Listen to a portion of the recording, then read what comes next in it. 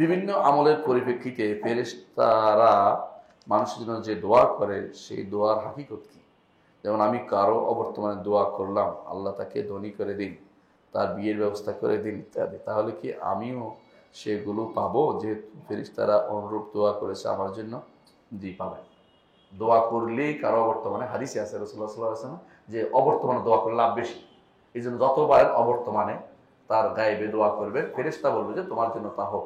কিন্তু যদি কোনো উল্টাটা হয়, যদি কোনো উল্টা বুঝেন কিনা, হ্যাঁ, বাঙালির ইচ্ছা কয়টা বলে দেয়, হাসবেন। কয় যে এক বেটা বলছিল দৈত্যের ইচ্ছা তো সত্য না, বুঝেন না, যে তোমার দুইটা, তোমার যা দেবো তোমার প্রতিবেশীরা ডবল দিব। তো এখন সে বিপদে পড়ে গেছে, কিন্তু আমি ওর সাথে প্রতিযোগিতা হতে পারবো না, আমার যেখানে এক কানি জমি দেবে, ওর 2 কানি জমি দিবে।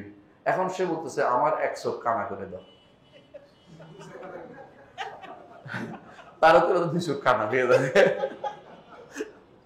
এ হচ্ছে বাঙালির অভ্যাস, বুঝলেন তো? এটা ধরো না হয়ে যায়, বরং ভালো চাইবেন যেটা, তাহলে ও আপনার দোস্তরও ভালো হবে, আপনারও ভালো হবে। এটা তো উল্টাটা ধরো না হয়ে যায়, এটা মনে রাখবেন। হ্যাঁ, অবশ্যই তার জন্য দোয়া করলে অবশ্যই আল ফেরেশতারা আপনার জন্য ওয়ালাকা মিসলু, হাদিসে আছে, এটা বলা হবে। আলহামদুলিল্লাহ।